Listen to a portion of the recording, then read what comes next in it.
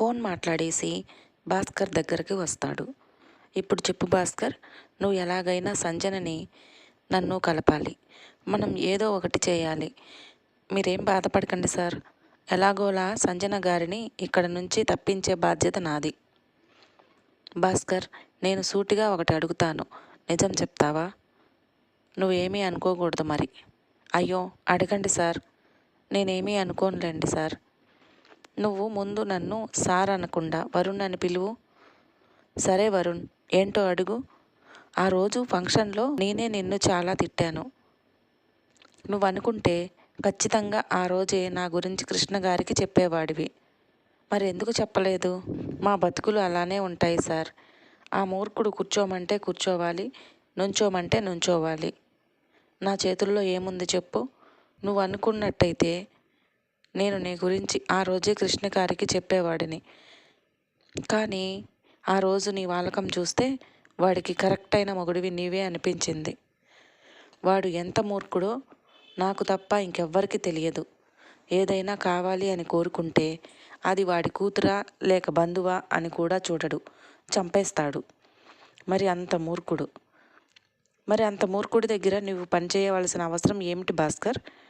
ఏం చేస్తాం వరుణ్, డబ్బు అవసరం ఉంది. అప్పట్లో నా చదువు అయిపోయిన వెంటనే నాకు ఉద్యోగం దొరకలేదు.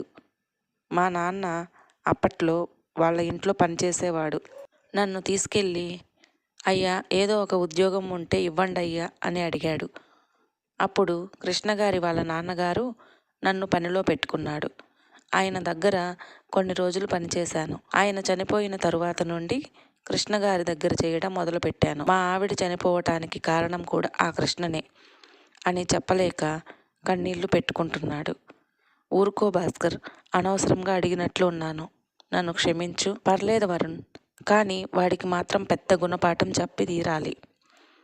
సంజనని నిన్ను కలిపే బాధ్యత నాది. నన్ను నమ్ము. నీకు సిగ్గులేదా? ఎన్నిసార్లు ఫోన్ కట్ చేసినా మళ్ళీ మళ్ళీ చేస్తున్నావు? ఒకేసారి నన్ను చంపేసేయి, దరిద్రం వదిలిపోతుంది. ఎలాగూ మా నాన్నను కూడా చంపేశావు కదా, అలవాటే కదా. నిన్ను ఎంతలా నమ్మానో తెలుసా? మా నాన్న తర్వాత అన్నీ నువ్వే అనుకున్నాను. కానీ నా కన్న తండ్రి చంపేసిన హంతకుడితోనా నేను ఇన్నాళ్ళు ఉంటున్నది అని నా మీద నాకే అసహ్యం వేస్తుంది. ఒక్కసారి నేను చెప్పేది విను. ముందు ఆ తరువాత నువ్వు ఎన్నైనా చెప్పు. ఒకసారి మనిద్దరం కలిసి మాట్లాడుకుందాం. ఓహో, ఇదో కొత్త ప్లానా? నన్ను పిలిచి అక్కడే చంపేద్దాం అనుకుంటున్నావా? నీకేమైనా మెంటలా? అసలు చంపేస్తాను అని ఆలోచన ఉంటే నువ్వు ఇంట్లో నుండి వెళ్ళినప్పుడే చంపేసేవాడిని కదా. ఆ మాట అనేసరికి నందుకి ఏడుపు తన్నుకుంటూ వచ్చింది. నీకు ఆ ఉద్దేశం ఉంది అని ఇప్పటిదాకా తెలియదు.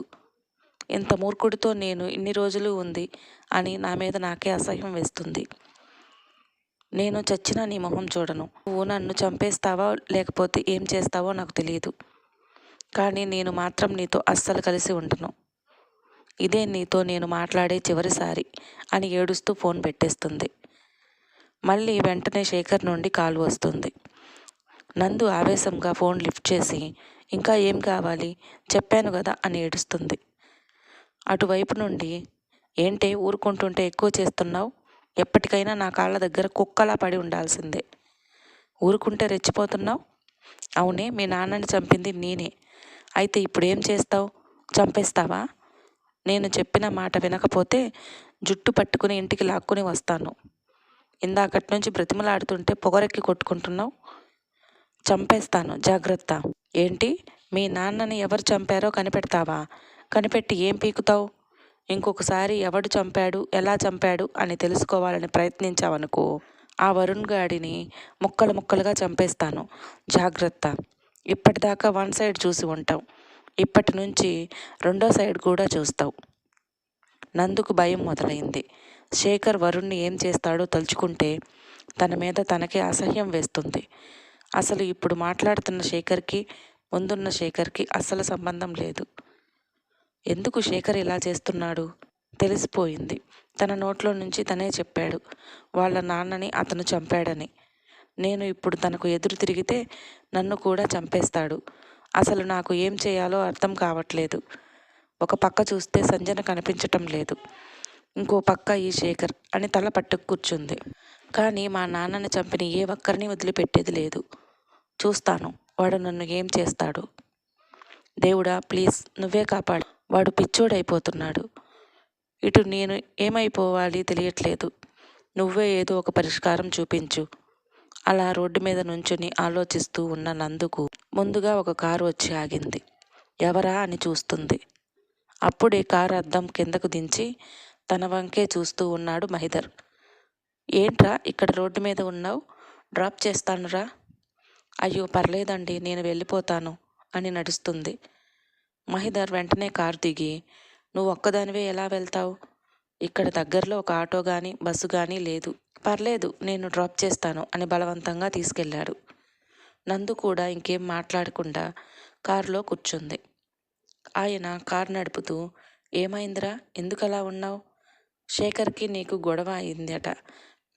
నందు ఏం మాట్లాడకుండా ఆయన వంక అలా చూస్తుంది. నీకు ఒకటి చెప్పనా నందు, నువ్వు ఆ రోజు ఫైల్ తీసుకువచ్చి శేఖర్ టేబుల్ మీద పెట్టావు. అది నువ్వు చూసావని నాకు తెలుసు. ఇప్పుడు ఆ టాపిక్ ఎందుకు అని తడబడుతూ అడిగింది నందు. లేదు నందు, నీకు చెప్పాలి అని చెప్పటం మొదలుపెట్టాడు. మొత్తం విన్న నందు ఏడుస్తూ అలా కూర్చుంది. నువ్వేం బాధపడకమ్మా, కావాలంటే నేను నీకు తోడుగా ఉంటాను, జాగ్రత్త అని చెప్పి నందుని డ్రాప్ చేసి అక్కడి నుంచి వెళ్ళిపోతాడు. నందు అసలు ఈ లోకంలోనే లేదు. ఆయన చెప్పిన ప్రతి ఒక్క మాట మళ్ళీ మళ్ళీ తన మదిలో మెదులుతూనే ఉన్నాయి. అడుగులు చాలా కష్టంగా పడుతున్నాయి. అప్పుడే తన ఫోన్కి ఒక మెసేజ్ వస్తుంది. అది చూసి సరే అని రిప్లై ఇస్తుంది. ఆ మరుసటి రోజు శేఖర్ రమ్మని చెప్పిన ప్లేస్కి వెళ్తుంది. అది ఒక పాత పడిపోయిన గోడౌన్. చుట్టూ ఎవ్వరూ కనిపించట్లేదు. మెల్లగా నడుచుకుంటూ లోపలికి వెళ్తుంది. ఒకచోట చాలామంది మనుషులు సెక్యూరిటీగా నుంచున్నారు. ముందుకు వెళ్ళాలంటే నందుకు చాలా భయంగా అనిపించింది. అక్కడ సెక్యూరిటీ గార్డులు తప్ప శేఖర్ కనిపించలేదు. నందు వచ్చిన వెంటనే అటువైపు నుంచి శేఖర్ మాట్లాడుతున్నాడు.